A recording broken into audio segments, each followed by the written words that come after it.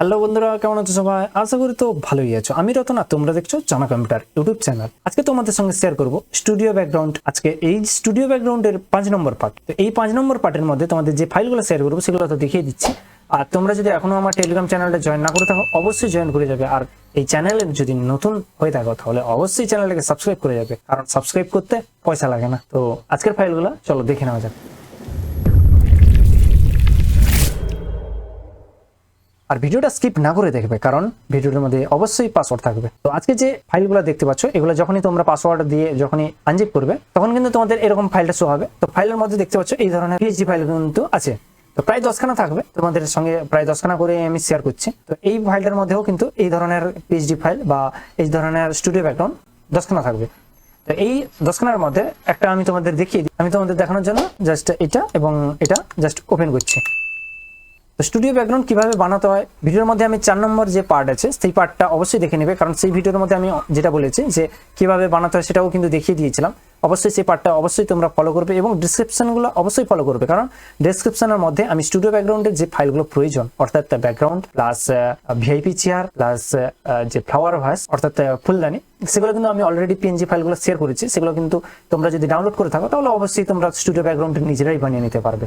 আর আজকের এই ভিডিওর মধ্যে যেভাবে তোমাদের স্টুডিও ব্যাকগ্রাউন্ডগুলো শেয়ার করছি অর্থাৎ স্টুডিও ব্যাকগ্রাউন্ডের যে পার্ট সিরিজটা, এই পার্ট সিরিজের মধ্যে তোমরা যদি সবগুলো পার্ট দেখে থাকো আর সেখান থেকে যদি তোমরা অবশ্যই পিএইচডি ফাইলগুলো যদি ডাউনলোড করে থাকো তাহলে তোমরা তো নতুন কিছু ইউনিক বানাতে অবশ্যই পারবে। আমার যেটা ধারণা তোমরা অবশ্যই সেটা থেকে কিছু নতুন কিছু করতে পারবে, কারণ আমি 4 নম্বর পার্টে আমি তোমাদের বলেছিলাম যে কিভাবে করতে হয়। আশা করি অনেকেই সেই পার্টটা দেখেছো, যারা দেখোনি তারা অবশ্যই ভিডিওর শেষে অবশ্যই সেই 4 নম্বর পার্টটা লিঙ্ক ডেসক্রিপশনে থাকবে, অবশ্যই দেখে নেবে।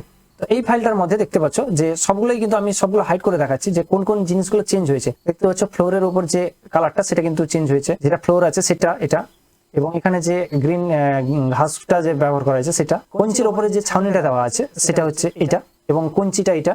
তো দেখতে পাচ্ছ ছাউনি কঞ্চি প্লাস এটা হচ্ছে যে ঘাসটা সেটা, প্লাস এখানে হচ্ছে যে পাথরটা ইউজ করা হয়েছে সেটা এটা, এবং এটা হচ্ছে যে ঘাসটা, এবং সবার লাস্টে যেটা সেটা হচ্ছে এই যে ঘাস ফুলটা যেটা সেটা ব্যবহার করা হয়েছে। তো এইগুলো তোমরা অন্য একটা পিএইচডি ফাইলের মধ্যে কিন্তু এটা ব্যবহার করতে পারো। জাস্ট এরকম ড্র্যাগ অ্যান্ড ড্রপ করবে এবং এটাকে জাস্ট উপরে যদি আমি তুলে দিই দেখতে পাচ্ছ এরকম একটা ইউনিকনেস দেবে। তো এরকম তোমরা নিজেরাও কিন্তু আইডিয়া লাগিয়ে নিজেরা করতে পারবে। এটার মধ্যেও যেরকম কিছু আছে যে এই যে ব্যাকগ্রাউন্ডের নিচে ফ্লোরটা যেটা, এবং যে পাথরটা যেটা আছে এই পাথরটা, এবং পাথরের উপরে যে ফুলগুলো আছে এই ফুলগুলো দেখতে পাচ্ছ এগুলোও কিন্তু আলাদা বসানো আছে। এখানে যে দোলনার যে দড়িটা আছে সেটা এটা, যে কাঠের যেটা বসানোর জন্য যেটা দেওয়া আছে সেটা হচ্ছে এটা, এবং এটা হচ্ছে আরেকটা পাথর যেটা ডান দিকে আছে। তো এইভাবে সবগুলোই যেহেতু আলাদা আছে তোমরা নিজেরা এখান থেকে অবশ্যই তোমরা কিছু বানিয়ে নিতে পারবে। তো এই ছিল আজকের ভিডিও। যদি ভালো লাগে অবশ্যই একটা লাইক করবে এবং কমেন্ট তো অবশ্যই করে জানাবে। তো দেখা হচ্ছে অন্য কোনো ভিডিওতে, ততক্ষণের জন্য bye bye, take care, thanks for watching.